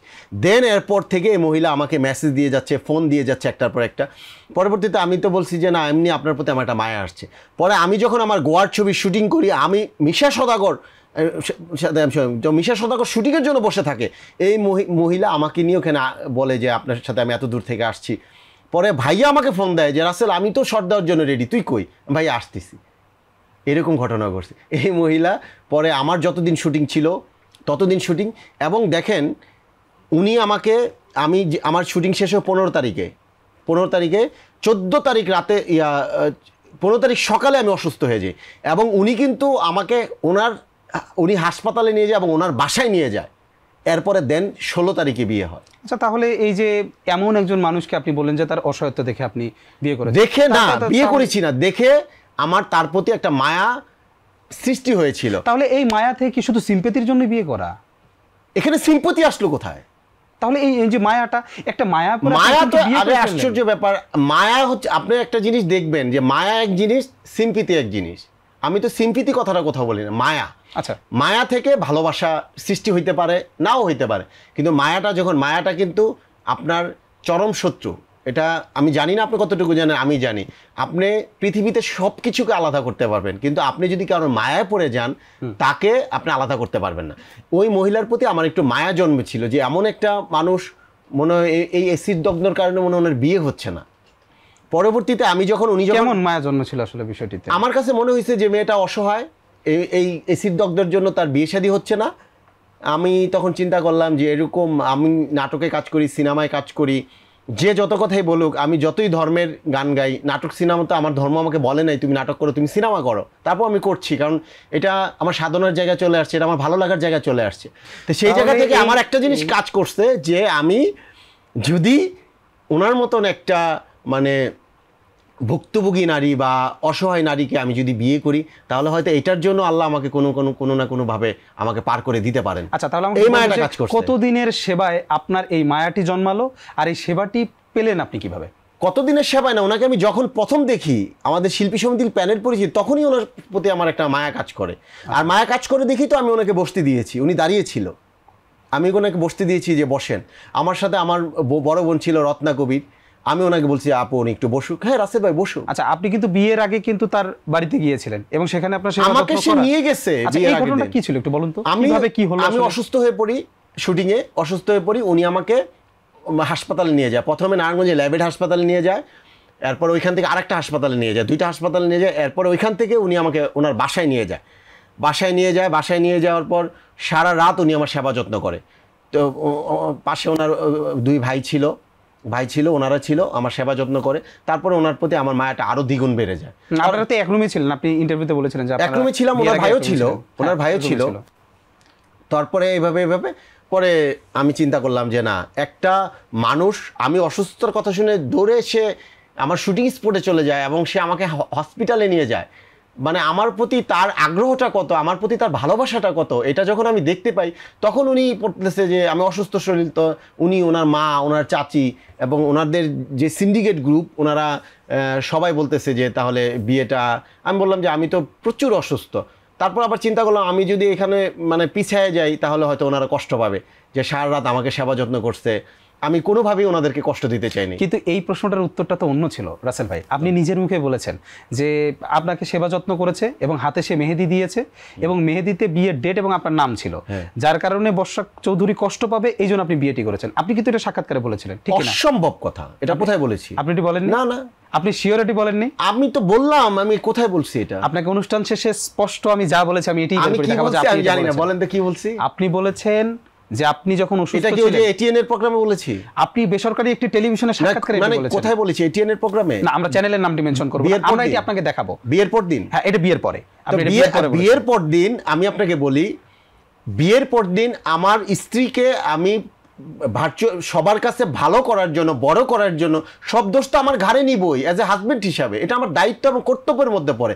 সেই জায়গা থেকে হয়তো আমি তাকে বড় করার জন্য 2টা কথা বলেছি। তাহলে আপনি যদি স্ত্রীকে সাথে নিয়ে বড় করার জন্য এটা বলেন, তাহলে সেই স্ত্রীর সাথে বিচ্ছেদের পরে তাকে আবার আপনি কালার করার জন্য কথা বলবেন, এটা কিভাবে বিশ্বাস করবেন? কালার করে কোথায় বলছি? না, আপনি ছোট করে শুনেন, আমি বলি আপনাকে, আপনি সাজানো অ্যাঙ্কার তো, আমি আপনাকে বলি, মানে আপনি প্রশ্নগুলো মাথায় সেট করে নিয়ে আসছেন, এটা বলি। প্রশ্ন আমি সেট করে বলি আপনাকে, আমি আপনার কথার আমি প্রসঙ্গেই আজ পর্যন্ত এই মহিলাকে ছোট করে সে কষ্ট পাবে এমন একটি কথা আমি কোথাও বলি নাই। আমি রাসেল মিয়া, উনি 1000টা কথা আমার নামে বলেছে, আমি কোথাও বলিনি। আমি কার নামে মানে ইয়া করে কষ্ট বলবো? আমি মরবো না, উনি মরবে না, আমি কার নামে কষ্ট, আমি কিন্তু আপনাকে এই শুরুতেই একটি কথা বলেছি যে আমি বেঁচে থাকবো না, কিন্তু আমার প্রতিটা কথা কিন্তু বেঁচে থাকবে। না না, আমার প্রশ্ন সেটি নয়। আমার প্রশ্ন হচ্ছে রাসেল ভাই, যে আপনি বললেন যে আপনার বিবাহিত স্ত্রীকে আপনি ভালো দেখানোর জন্য এই কথাগুলো বলেছেন বিয়ের পর দিন। আপনি হ্যাঁ বিয়ের পরে বলেছেন, পরবর্তীতে হাতে- যখন ওনার যে অকারেন্স গুলা বিয়ের, কিন্তু আপনি তো পুরোপুরি অস্বীকার করছেন যে আপনি এটি বলেননি, যে কোথায় হাতে অস্বীকার মেহেদি করলাম? দিয়েছে, হাতে আপনার নাম লিখেছে, ডেট লিখেছে, আপনি বর্ষা চৌধুরীর মন রক্ষার্থে আপনি তাকে বিয়ে করেছেন, এটা তো আপনি বলেছেন। তো এটা তো আমি এখনো আপনাকে বললাম যে সারা রাত সে আমাকে সেবা যত্ন করছে, তখন তারা যেন কষ্ট না পায়, তো মন রক্ষার কষ্ট পাবে কথাটা একই না। কিন্তু বর্ষা চৌধুরী বিষয়টা এক, আর তার সাথে বিষয়গুলো এক, কারণ তার সাথে তো তার মা ছিল, আরে তার আশ্চর্য ভাই ব্যাপার, ছিল। আমি তো আপনি একদম বাচ্চাদের মতো প্রশ্ন করছেন। তার ফ্যামিলি মানেই তো সে। আমার মা যা বলবে আমি তো তা বলবো, আমার বোন যা বলবে ওটাই তো আমার কথা হবে। ফ্যামিলির একটা সদস্যের কথা মানেই তো সবার কথা। সবার কথা, হ্যাঁ তাই রাইট। আচ্ছা ঠিক আছে, আমি তো বুঝতে। এখন ওনার পুরো ফ্যামিলি যখন আমাকে বললো যে বাবা ও বিয়েটা, আমি অসুস্থ শরীর নিয়ে আমি বলছি যে ঠিক আছে আপনারা বিয়ের আয়োজন করেন, আমি বিয়ে করব, শেষ। আচ্ছা আমি আরেকটা বিষয় একটু প্রথমে আরেকবার একটু বলতে চাই আপনাকে, সেটি হচ্ছে যে আপনাদের যখন আপনাকে বিবাহ কিন্তু হলো- দর্শক কিন্তু ছাড়বে না। হ্যাঁ আপনি যতগুলো প্রোগ্রাম করছেন, আমি আপনাকে ভালোবাসি এবং আপনার পায়ে হাত রেখেই বলছি, আপনি এই অডিয়েন্সের কমেন্টসগুলো পড়েন, দর্শক আপনাকে ছাড়বে না। আমরা তো দর্শকের প্রশ্নে আপনাকে করছি। না, দর্শকের প্রশ্ন মোটেও এটা একটি না। মানুষ দর্শকের যদি প্রশ্ন প্রশ্ন কোনটা? করে। দর্শকের প্রশ্ন আমি একটা দেই আপনাকে। হ্যাঁ বলুন। দর্শকের প্রশ্ন আপনি করেন যে একজন মুসলমান হিসাবে একজন হাজবেন্ড থাকার পরেও সে পরপর কিভাবে দুইটা বিয়ে করে, এটা দর্শকের প্রশ্ন। দর্শকের আমি আপনাকে প্রশ্ন করলাম, আপনি অ্যান্সার দেন অ্যান্সার। আচ্ছা আমরা তো এই প্রশ্ন বর্ষা চৌধুরী করেছি। না না, আপনি অ্যান্সারটা দেন। কি বলুন, আরেকবার বলুন। একজন হাজবেন্ড, লিগ্যাল হাজবেন্ড আইনগতভাবে থাকার পরেও আপনি আরেকজন সাংবাদিককে বিয়ে করেন, এরপরে ওনাকে অস্বীকার করার পর আরেকজন নায়ককে বিয়ে করে তার গর্ভে 3 মাসের সন্তান, এটা আপনি আপনার ফেসবুক আইডিতে আপনার নিজের বক্তব্য আপনি পেশ করেন, এটার উত্তর আপনি দেন। এটার উত্তর তো আমি তখনই দিতে পারবো যখন এই ঘটনাটা আমি ঘটাবো। ঘটনাটা কি আমি ঘটিয়েছি? তো এই যে যারা অডিয়েন্স আমাদের প্রোগ্রাম দেখবে সবাই কি ঘটনা ঘটিয়েছে? না, সবাই কিন্তু এটার সকলে প্রশ্নের উত্তর সন্ধান করছে। হ্যাঁ। সেই প্রশ্নের উত্তরই আপনাদেরকে, আপনি এই তো প্রশ্নটি উত্তরে কিন্তু আমরা যাচ্ছেন না, বর্ষা আপনি চৌধুরীকে দর্শকের করেছি। উত্তরে যাচ্ছেন না। আমরা এই প্রশ্নটি কিন্তু বর্ষা চৌধুরীকে করেছি এবং সেটির উত্তরে তিনি বলেছেন এই বিষয়ে তিনি কিছু বলতে চান না। আমরা তাকে আবার কেন- বলেছি কেন যে আপনি বলতে চান বলুন না? এই বিষয়ে। আমি সে বলতে মানলাম চায় যে না। উনি বলল যে আপনার বাচ্চাটাকে অস্বীকার করলো, কিন্তু ওই যে ছেলেটাকে এই যে নায়ককে, মুন্না খানকে যে সে চুমু দিচ্ছে, এটা কি মিথ্যা নাকি এটাও এই দিয়ে করানো? আচ্ছা বলেন। তো এই প্রশ্নটা তো আপনার তাকেই করা উচিত, তাকে তার আমি প্রশ্ন কাছে করতে রাখা যাবো না, উচিত। প্রশ্নই আসে না তার সাথে। আমি আপনার টেলিভিশনের মাধ্যমেও তাকে কোনো প্রশ্ন করতে চাই না, প্রশ্ন করতে চান না। প্রশ্নই তাহলে তো আসে এই না। প্রশ্ন না করলে আপনি উত্তর পাবেন না। তো আমি তো দর্শকের হয়ে আপনাকে একটা প্রশ্ন করলাম। আচ্ছা আমাকে তাহলে একটা কথা বলুন। হ্যাঁ। বর্ষা চৌধুরী একটা ইন্টারভিউ অভিযোগ তুললো যে আপনি তাকে একজন ডিরেক্টরের সাথে পরিচয় করিয়ে দিলেন, নাটক করার নামে 3.5 লক্ষ টাকা, তার গয়না বিক্রির টাকা আপনি নিলেন। নেওয়ার পরে সেই নাটকের আর কোনো খোঁজ খবর নেই। এই বিষয়ে আসলে আপনার মন্তব্যটা কি? এইটা আমি বলবো যে, প্রথমে বলবো যে এটা কিভাবে বললে যে সত্যটা প্রমাণ হবে, আমি সেইভাবে আমাকে বলতে বলেন যে এইটা ধরে এইভাবে গিয়ে বা এই জায়গায় গিয়ে, বা আমি যদি মিথ্যা বলি আল্লাহ যেন সাথে সাথে আমাকে বিচার করে, এমন কোনো বস্তু আমার সামনে এনে দেন, তখন আমি বলি এটা সম্পূর্ণ মিথ্যা কথা। আমার কাছ থেকে সে আমার টাকা পয়সা নিছে, আমার ঘরের সব ফার্নিচার লুট করে নিছে, এবং কি আমার ঘরের এসিটা পর্যন্ত সে খুলে নিয়ে গেছে। আপনি মানে আমি বাসা ভাড়া, আমার বাসা, আমি জেল থেকে এসে দেখি যে আমার বাসা না। আচ্ছা আচ্ছা, এই যে বাসার সবকিছু প্রশ্নে, এই যে বাসার প্রশ্নে কিন্তু আরেকটি বিষয় উঠে এসেছিল, যে ফ্ল্যাটটিতে আপনারা ছিলেন, আপনি বলেছিলেন এই ফ্ল্যাটটি আপনার কেনা, সে জানতো এটা আপনি ইনস্টলমেন্টে এই ফ্ল্যাটটি আপনি কিনেছেন। মানে সে তার দাবি, এটা তার প্রশ্ন, তার দাবি। এই ফ্ল্যাট তো সে আইসা বাসা ভাড়া নিছে। আর সে বিয়ের পর দিন যখন তার বাড়িতে, যাত্রা বাড়িতে যখন আমি বিয়ের পর দিন তার বাড়ি থেকে আমি নিচে নামি, তখন দারোয়ান আমাকে বলে যে আপনি রাসেল মিয়া না? আমি জি। আমি কিন্তু আপনার অনেক নাটক দেখি। আমি কি চাচা আপনিও নাটক দেখেন? হ্যাঁ। বাবা আপনার সাথে আমার একটু কথা আছে। কি কথা? যে আপনি এখানে কি, আপনি এখানে ওই মহিলাকে আপনি বিয়ে করছেন শুনলাম? কি জি বিয়ে করি। কি বলেন? ওনার তো কিছুদিন আগে ওনার একজন হাজব্যান্ড, ওনার নাম হচ্ছে আমজাদুল ইসলাম জ্যাকি, যে এই ছেলেটা মারা গেছে কিছুদিন আগে, ওনার একটা হাজব্যান্ড। আমি কি বলেন? পরে আমি ওইখান থেকে আমি সাথে সাথে ইয়াতে গেছি, ওই যে আপনার ওনার মাকে গিয়ে বলছি যে এটা কি বলতেছে যে আপনাদের বাসা থেকে নাকি একজন হাজব্যান্ডের লাশ নামছে। ওনার মা টোটালি এটা অস্বীকার করলেন, এই বর্ষা এটা টোটালি অস্বীকার করলেন। কিন্তু এটা তো এই যে কিছুদিন আগে উনি স্বীকার করলেন। উনি সারা জীবন বলে আসছে যে আমজাদুল ইসলাম জ্যাকি ওনার একজন বন্ধু, উনি প্রবাসী বন্ধু চীনে, রাইট? দেখছেন আপনি ফুটেজ? এটা আমরা আমাদের প্রশ্নের উত্তরে স্বামী পেয়েছি। হ্যাঁ, আমরা আমাদের প্রশ্নের উত্তরে স্বামী পেয়েছি। আমি আপনাকে বলি, এটা আপনি দেখেছেন যে উনি কোথাও স্বীকার করে নাই। রিদ্দির মতো এত ভালো একজন অ্যাঙ্কারের ইয়াতেও উনি বলেছেন যে আমি আপনার রিদ্দি না, সরি রিদ্দি আপু না, এই যে তাবাসসুম কি জানি নামটা, এই যে সমৃদ্ধির মতন একজন প্রমিনেন্ট অ্যাঙ্কারের ইয়াতেও উনি বলেছেন যে আমজাদুল ইসলাম যাকে আমার শুধু বন্ধু ছিল, ওনার সাথে আমি, কিন্তু উনি তো আবার এই যে কিছুদিন আগে এসে লাইভে স্বীকার করলেন যে না, আমজাদুল ইসলাম আমার স্বামী ছিল। এটা এটা এটা এই প্রশ্নের উত্তর উনি দিয়েছে না? তো ওনার সবগুলো মিথ্যাই তো প্রমাণ হচ্ছে। আজকে যদি জানতাম যে শুধু এই মহিলাকে নিয়ে, যে আমার শ্রদ্ধেয় ডিরেক্টর আমাকে বলবে যে এই মহিলা, বিশ্বাস করেন আমি ওটা এড়াই যেতাম না। আমাদের বিষয় সেটি নয়। আমাদের বিষয় হলো একজন মানুষের নামে কেউ যদি অভিযোগ তোলে তাহলে সেই মানুষটারও বলার জায়গা থাকতে পারে। আপনার নামে অভিযোগ তুলছে মানে আপনি তো অভিযুক্ত হতে পারেন না, আপনারও তো বলার জায়গা থাকতে পারে। এই বলার জায়গায় কিন্তু পরিষ্কার বলার জায়গা তো অবশ্যই, কিন্তু দেখেন আপনি কিন্তু ওই কথাটা একবারও বলতেছেন না। আপনি যেভাবে প্রশ্নগুলো করতেছেন মনে হইতেছে যে আপনাকে সে ভাড়া করে আপনার এনে বসাইছে। সরি টু সে, আমি বলি আমার মনে হচ্ছে, তাহলে আপনি প্রশ্নগুলো করতেছেন না কেন? যে সে একজন হাজবেন্ড থাকার পরে সে 2টা বিয়ে করে, বাংলাদেশ এটা। আমার কথা হচ্ছে বাংলাদেশে একটা যুবকও নাই, যে এই একটা বোন নাই, একটা মা নাই যে এই মহিলার ব্যাপারে আইনগত ব্যবস্থা নেওয়ার জন্য আমি একটু কথা বলি, দাঁড়াইতে পারে কেন? আমাদের আপনি তো একজন প্রতিবাদী মানুষ, আমি তো আপনার অনেক প্রোগ্রাম দেখছি, আপনি প্রতিবাদ করেন। আমি তো আপনাকে বললাম, আমি তো এই প্রশ্নটা আপনাকেই করেছিলাম। আমি তার হাজবেন্ড না হইলে আমি অবশ্যই তার ব্যাপারে আইনগত ব্যবস্থা নিই। আচ্ছা ভাই, আমাকে একটা জিনিস বলুন তো আগে প্রথমে, যে আপনাদের যে বিচ্ছেদটা হয়ে গেল, এই যে বিচ্ছেদটা হয়ে গেল, এটার আসলে মূল কারণ কি ছিল? মূল কারণ এই যে সে বিয়ে লুকাইছে এবং তার লোভ, এবং দেখেন বিয়ের পর দিন, বিয়ের দ্বিতীয় দিন সে আমার মানে রিচ পার্সন যাদের সাথে আমার উঠা বসা, তাদের বাসায় যাওয়ার জন্য দেউলিয়া হয়ে গেছে। প্রথম বাসায় গেছে কি, হেলেনা জাহাঙ্গীর, আমার বড় বোন, যাকে আমি মায়ের মতন সম্মান করি, একটা মাত্র মানুষ যার পা ছুঁয়ে আমি সালাম করি, ওনার বাসায় যাওয়ার জন্য পাগল হয়েছে। আমি কি কেন? বিয়ের পরের দিন হেলেনা আপাকে মানে ফোর্স করতেছে, হেলেনা আপার বাসায় আমাকে নিয়ে যাও। পরে আমি আপাকে ফোন দিই, আপা একটু বাসায় আসতেছি। আপা এত ব্যস্ত, আপা বললো ঠিক আছে যাইলাম। আমি কিছুদিন পরে বুঝতে পারছি হেলেনা আপার বাসায় ফোর্স করে আমাকে কেন নিয়ে গেছে। কারণ আমি রাসেল মিয়ার সাথে হেলেনা আপার একটা মা ছেলের সম্পর্ক, ভাই বোনের সম্পর্ক, আত্মার সম্পর্ক। সে হেলেনা জাহাঙ্গীরের কাছ থেকে একটা মানে ওই যে আংটি, হীরার আংটি নিয়েছে, সরি ডায়মন্ড নাকি আমি তো জানি না, এগুলা ডায়মন্ডের আংটি নিয়েছে প্রায় 2.5 লাখ টাকা। আপা আমার সামনে নিজে ক্যাশ তাকে 1 লক্ষ টাকা দিস, যে তুমি আমার ছোটো ভাইয়ের বউ, এটাতে তুমি শপিং করে, এবং তাকে আপনার শপিং টপিং করে দিই। এরকমভাবে রত্না কবিরের বাসায়, মানে আমার যে রিচ যে আত্মীয়গুলো আছে সবার বাসায়, মানে এই 3-4 দিনের মধ্যে যার যার বাসায় যেতে হয় সবার বাসায় গিয়ে এগুলো সে লুট করে নিয়ে গেছে।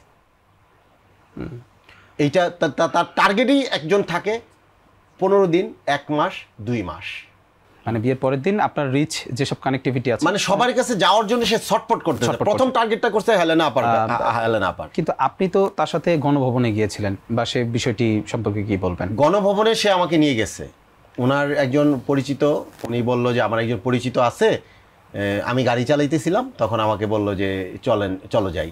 আমি কি কে? পরে আমি তো চিনতাম না, জানতাম না। পরে গণভবনে আমাকে অনেকদিন নিয়ে যায়, গণভবনে বলতে বাসভবনে আর কি, নিয়ে যাওয়ার পর আমার সাথে পরিচয় করায় দেয় যে এরকম আমার হাজব্যান্ড, এই জাস্ট ওনার সাথে পরিচয় হয়। এরপরে আর কোথাও কখনো ওনার সাথে যাওয়া হয়নি। আচ্ছা, আপনি আপনার একটা ইন্টারভিউতে বলেছিলেন যে আপনাদের যেই দিন বাসর হয় সেদিন বাসর ঘরে ঢোকার আগে একটা ঘটনা ঘটে, একটা ইনসিডেন্ট ঘটে। ইনসিডেন্ট একটু আমাদেরকে বলবেন? ইনসিডেন্টটা হচ্ছে ওনার যে বাচ্চাটা, দেখেন আমি কিন্তু মায়ায় পড়ে ওনাকে বিয়ে করছি, যে আমি একটা অসহায় মানুষকে বিয়ে করছি না, একটা মায়ায় পড়ে একটা মানুষকে মানে একটা সুন্দর জীবন উপহার দেওয়ার জন্য আমি ওনাকে বিয়ে করছি। বিয়ের দিন যখন বাসর ঘরে, মানে বাসর করতো না, মানে এমনি আর কি ঘরে ঢোকার জন্য, ওনার যে ছোট বাচ্চাটা জায়ান, মানে মা করে মানে কাঁদতেছে, সে তার হেল্পিং হ্যান্ডকে বলতেছে এই তোমাকে বেতন দিন না, তাতে নিয়ে যাও, শাউট করে। সেই দিন আমার মানে এত পরিমাণে, আমি তো সেদিনই আমি আমার মানে মানে খুব অস্থির হয়ে গেছে। আমি এটা কি করলাম? সে নিজের সন্তানের সাথে এরূপ আচরণ করে, সে আমার সাথে কি করবে? সেদিনই তো আমি সবচেয়ে বড় ধাক্কাটা খাই, যে এইটা কেমন একটা মায়ের আচরণ হইতে পারে।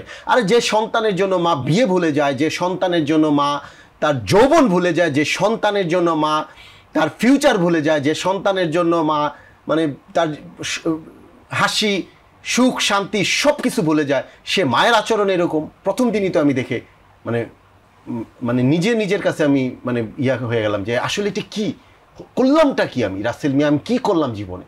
আচ্ছা, এই বিয়ের প্রসঙ্গে আরেকটি বিষয় বলতে চাই। আপনি যখন জানতে পারলেন যে বর্ষা চৌধুরীর 2টি সন্তান আছে এবং তার অলরেডি 2টো বিয়ে হয়েছে, তারপর থেকে আপনি যোগাযোগের জায়গাটি একটু বিচ্ছিন্ন করার চেষ্টা করেছিলেন? মানে আপনি তার সাথে অনেক আমি চেষ্টা করেছি, পালিয়ে বেড়াচ্ছিলেন আপনি? আসলে কি কারণে, বা পালিয়ে গেলেও পরে আবার পালিয়ে যদি বেড়ানোরই চেষ্টা করেন তাহলে আবার পুনরায় বিয়ে করবেন? ওই যে অসুস্থ হওয়ার পর উনি ওনার বাসায় নিয়ে গেছে।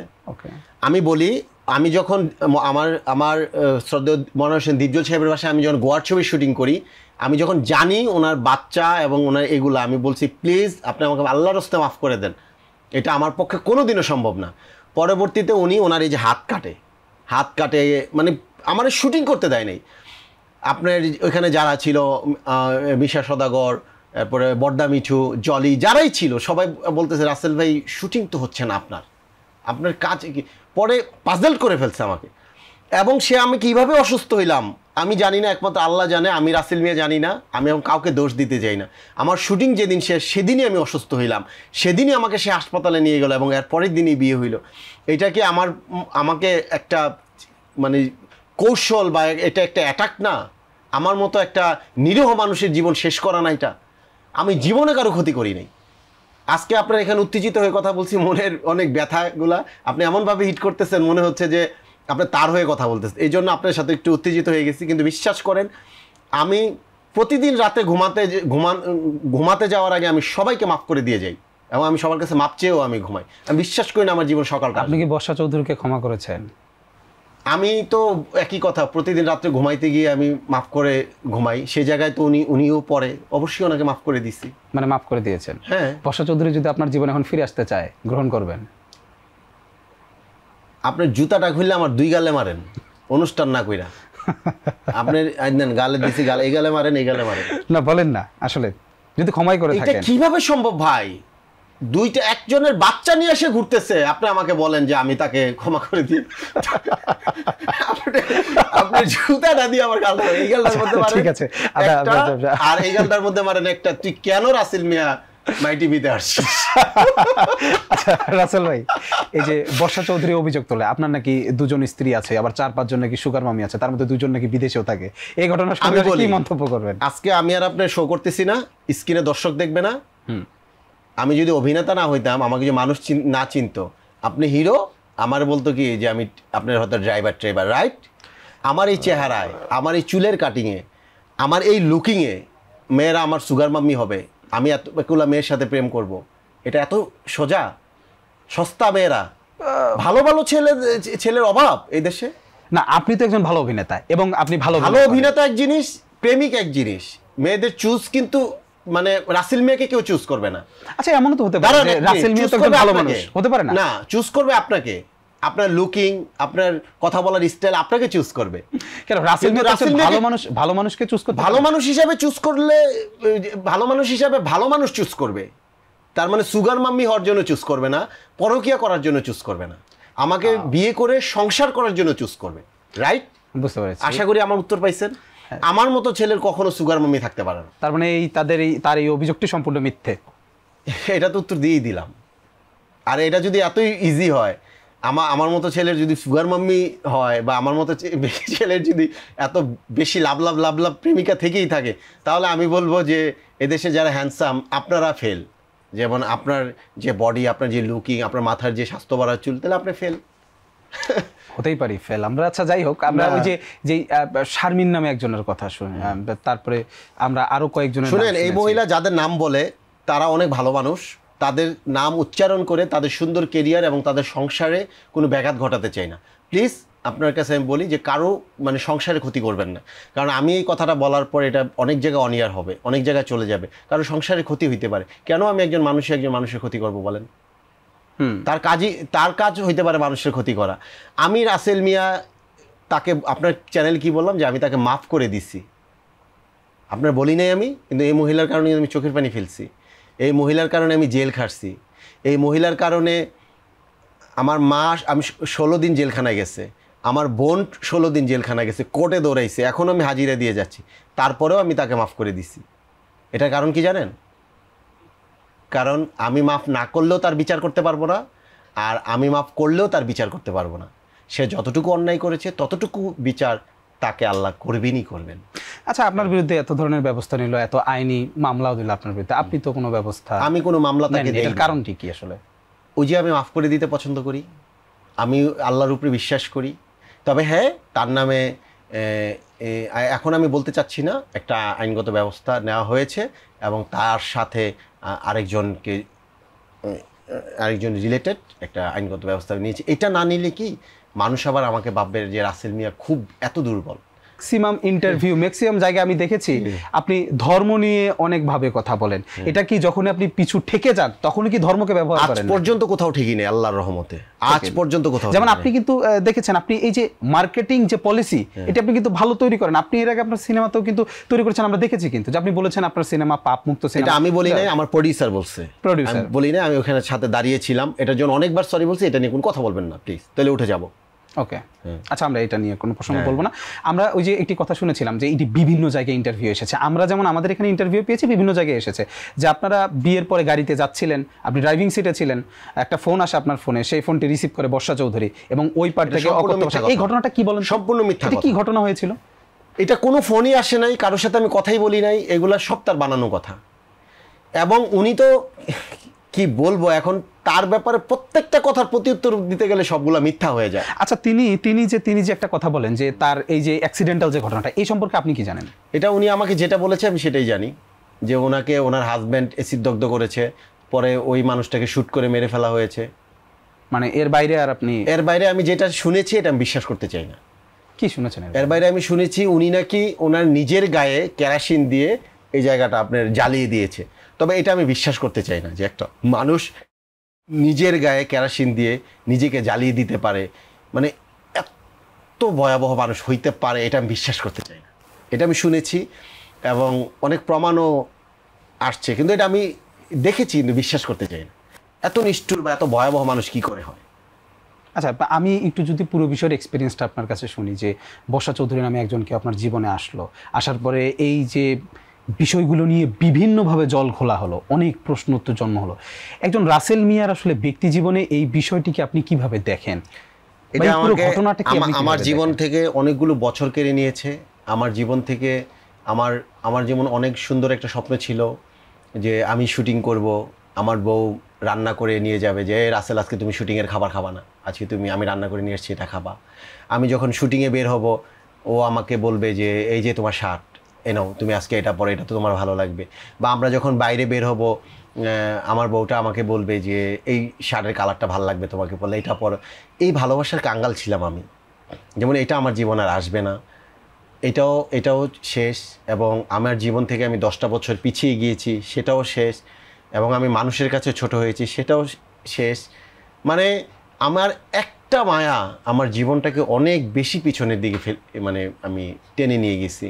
সব কিছুই শেষ বলা চলে। আচ্ছা, আমরা একটা বিষয় জানি যে আপনার প্রথম স্ত্রী সম্পর্কে আপনি বিভিন্ন জায়গায় বলেছেন, আমি নাম বলতে চাই না, কারণ এই নামটি বলাটি আপনি বলেছেন যে তার নামটি না। আমি ওরে ভীষণ ভালোবাসি। আমি ওকে, এই মানুষটির সাথে তো আপনার খুবই ভালো সুসম্পর্ক ছিল, আপনি এখনো আছে। তাহলে এই মানুষটির সম্পর্কে আপনি দোয়াও করেন? এখনো দোয়া করি। এই ভালো মানুষটি আপনার জীবন থেকে আসলে কিভাবে? ও খুব ধার্মিক পরিবারের একজন মানুষ। আমি কবি নজরুল সরকারি কলেজে পড়তাম, ও জগন্নাথ বিশ্ববিদ্যালয়ে পড়তো। ও জগন্নাথ থেকে MBA করেছে। ও একটা ভালো বেসরকারি ব্যাংকে চাকরি করে।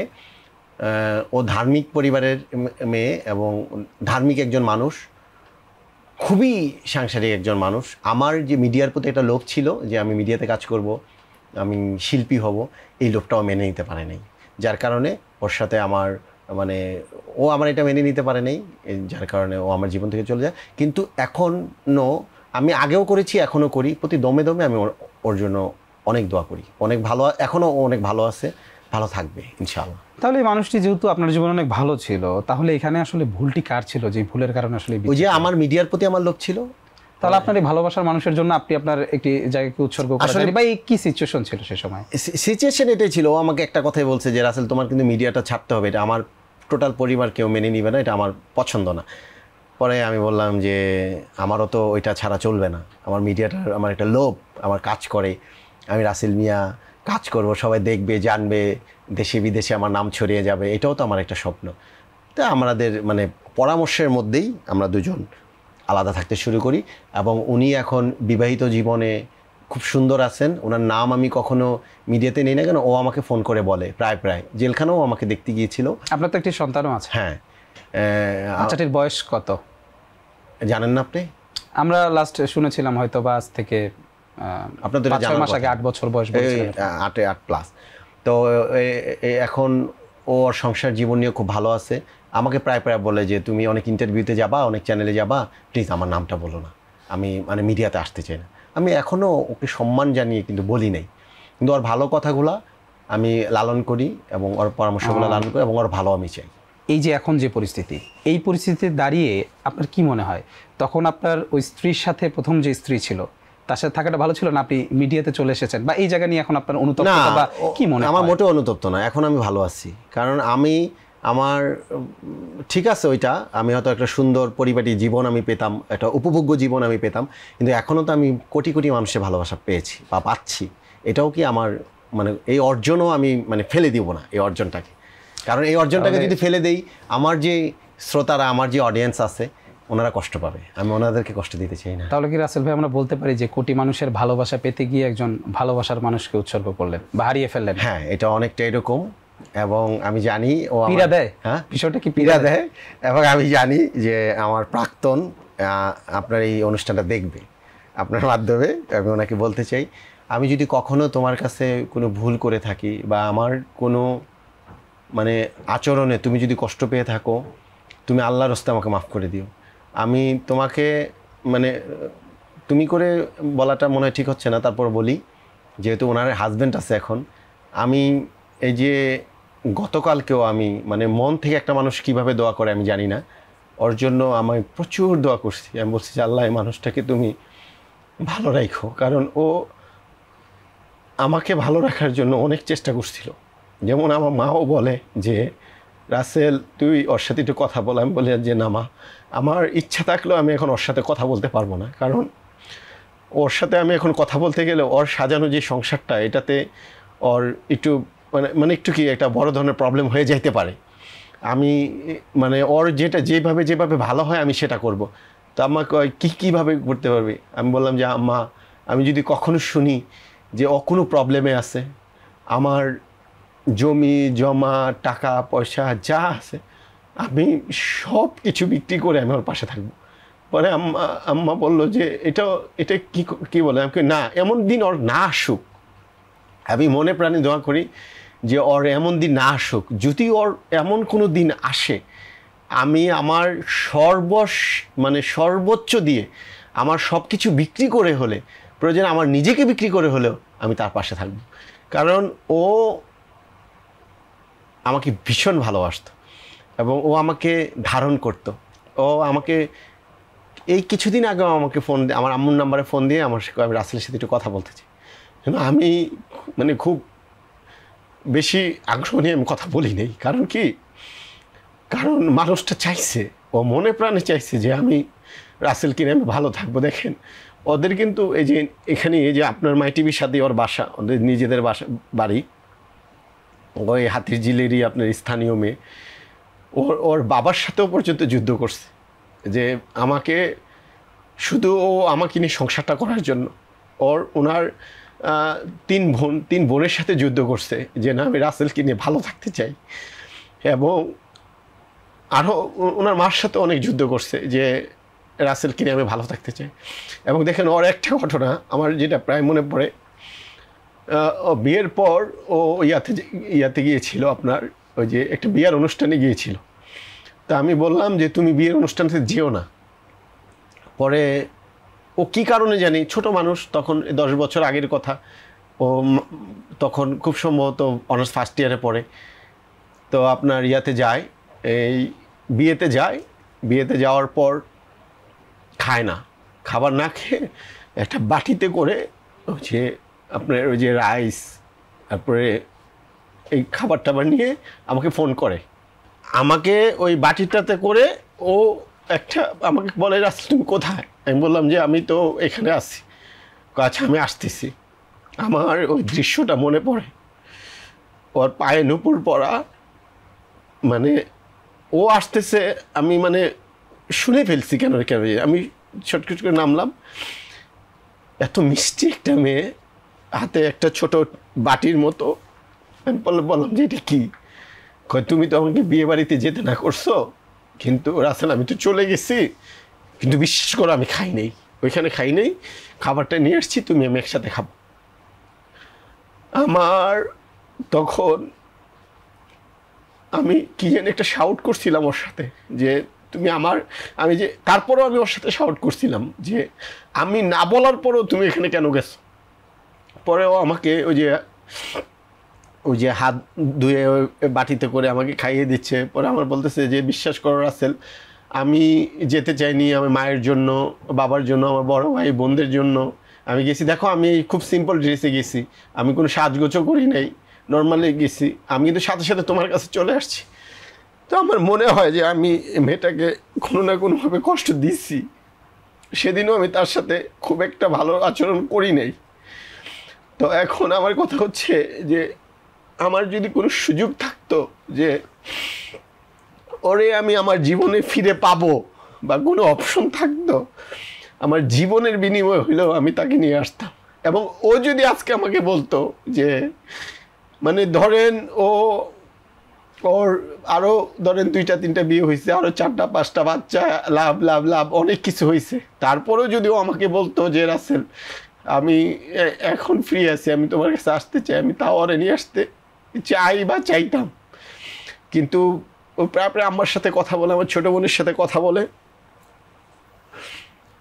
ভালো আছে বলে, এটা আমি শুনি, কিন্তু আমি কথা বলতে চাই না। কারণ আমি ওর সাথে কথা বললে না আমি কথা বলতে পারবো না, কারণ আমি কোনো না কোনোভাবে ওর সাথে অন্যায় করছি, যেটা আমরা একটু এই জায়গায় ইন্টারাপ্ট করতে চাই। দর্শক আসলে যেটার শাস্তি আমি পাচ্ছি। এবং আমি এটাই বলবো যে দেখেন, যে মানুষটা আপনাকে ভালোবাসে, যে মানুষটা আপনাকে লালন করে, যে মানুষটা আপনাকে ধারণ করে, সে দেখতে যেমন হোক, তার কোনো কিছু না থাকুক, সে মানুষটাকে আপনি হাতছাড়া করবেন না, তাহলে আপনি পৃথিবী হারিয়ে ফেলবেন। আর সে মানুষটাকে যদি আপনি পেয়ে যান, তাহলে আপনি পৃথিবী পেয়ে যাবেন। রাসেল ভাইয়ের সাথে এই মেসেজটা আমরা আমাদের যে দর্শক আছে তাদেরকেও দিতে চাই। আসলে প্রিয় মানুষকে হারিয়ে ফেলার কষ্ট শুধু তারাই অনুভব করতে পারে যারা প্রিয় মানুষকে হারিয়ে ফেলে।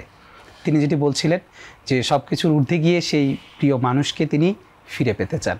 আচ্ছা রাসেল ভাই, আপনার যে সন্তান, আপনি বাবা হওয়ার পরও তিনি তো এখন অন্যের সংসারে আছেন, আপনার সন্তানকে কি আপনি যখন টেক কেয়ার করতে মন চায় কিংবা দেখতে মন চায় আমি যাই, আপনি কি যেতে পারেন? দেখে আসি, আমাকে দেখতে দেয়, কিন্তু ওই অ্যাক্সেসটা কি আছে যে একদম পিতার জায়গা থেকে তার সন্তানের প্রতি যেই ভালোবাসাটা উজাড় করে দেওয়ার জায়গাটা, এই জায়গাটা তো আপনি পরিপূর্ণ পাচ্ছেন। এই কষ্টটা কতটুকু একটা পিতা হিসেবে? এখানে আমার একটা ত্যাগ আছে। যেমন আমার এই ত্যাগটা হচ্ছে যে আমার ওয়াইফ আমার ছেলেটাকে, ও তো জীবন দিয়ে ভালোবাসে এবং ও কখনো বিয়ে করবে না। এই কিছুদিন আগে ওর বিয়ে হয়েছে, কিছুদিন আগে, ধরেন 1 বছর হয়েছে কিনা আমি জানি না, 1 বছর 7-8 মাস।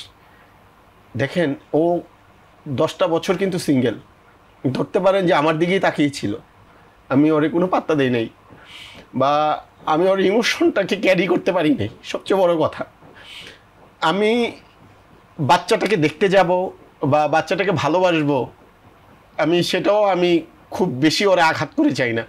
আমি আগে ওর পারমিশন নেই যে আমি আজকে যাব, তোমার কি কোনো আপত্তি আছে, বা আমার মাকে দিয়ে বোনকে দিয়ে বলাই কোনো আপত্তি আছে। ও আমাকে যখন পারমিশন দেয় তখনই আমি যাই, কারণ আমার কোনো কারণে ও কষ্ট পাবে এমন কোনো কাজ পৃথিবীতে আমি করব না। এটা আমি আমার মাকেও বলছি, আমার বোনকে, যে আপনার মাধ্যমে পুরো দেশবাসীকে বললাম।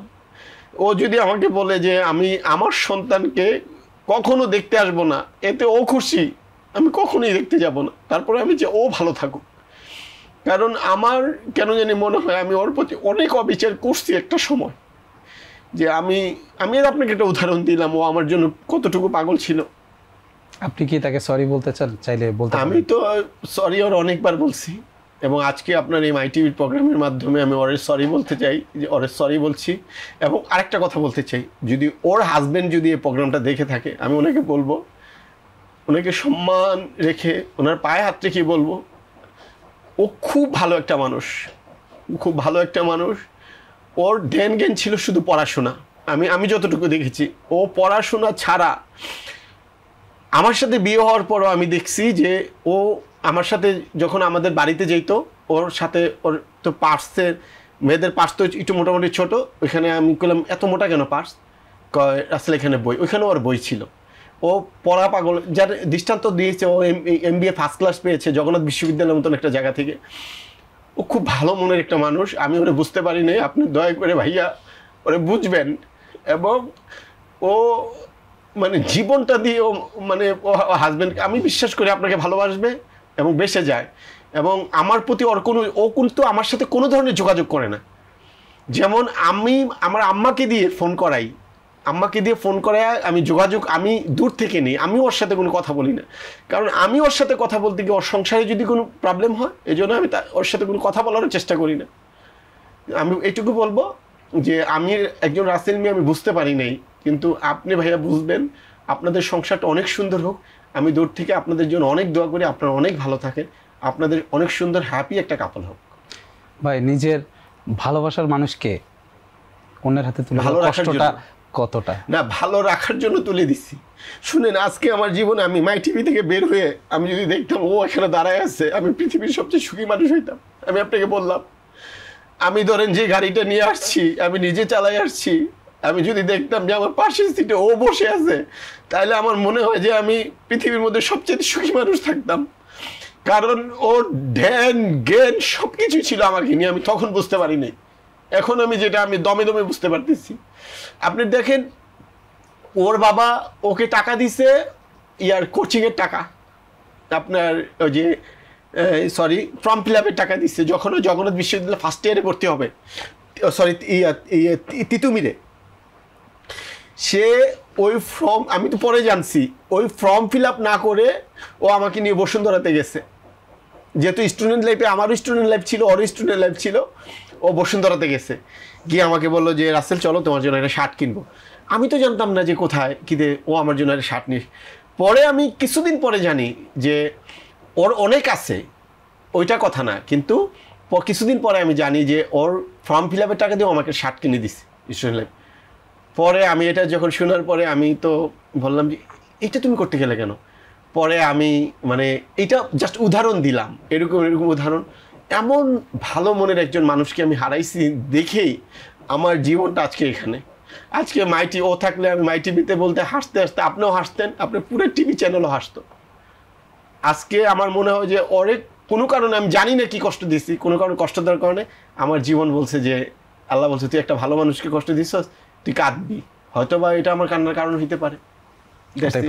আমরা একটু এই মুহূর্তে আপনি বর্ষা চৌধুরীকে কিছু বলতে চান কিনা আমাদের মাধ্যমে, এবং দেশের দর্শককে কি বলতে চান? আমি ওনাকে, আপনার মাধ্যমে ওনাকে একটা কথা বলতে চাই যে আপনি আমাকে যা লাঞ্ছিত করছেন, আপনি থামেন। আপনার একটা ছেলে আছে, আপনার একটা মেয়ে আছে, ওনার মেয়েটা কিন্তু অসম্ভব ভালো। আপনি যে কাজগুলো করছেন, যে আপনি এই যে যারা আপনাকে বাবা হিসেবে মেনেও নিয়েছে, এই যে যারা ওনার মামুনি, ওনার কথাই বলতেছি, মেয়েটা ভালো, মেয়েটা খুবই ট্যালেন্টেড এবং মেয়েটার আদব কায়দাও খুবই ভালো। আমি কেন ওনার এখান থেকে আমি চলে আসছি, সম্পর্ক নাই, এজন্য আমি ওনার বাচ্চা সম্পর্কে আমি মিথ্যা কথা কেন বলবো? বাচ্চাটা ভালো, এবং এই বাচ্চাটাও আমাকে একদিন আমাকে খাবার রেডি করে আমাকে বলতেছে যে তোমার জন্য খাবার রেডি করছি, তুমি খাবা না? আমি এই বাচ্চাটাকে আমি মিথ্যা বলতে পারবো বলেন? ভালো। তা আপনি আপনার বাচ্চার দিকে, সন্তানের দিকে তাকিয়ে আপনি ভালো হন। আপনি আমার নামে যে মিথ্যাচার করছেন, এগুলা আপনি মানে মানুষকে বলেন যে আমি এগুলা রাসেলের নামে মিথ্যাচার করছি, বা না বললে বলা দরকার নেই, আল্লাহ তো একজন আছে, উনি তো দেখতেছেন। কিন্তু আপনি আপনার বাচ্চাদের কথা চিন্তা করে হলো আপনি একজন মা হন, আপনি একজন নারী হন, আপনি একটা মেয়ে হওয়ার চেষ্টা করেন।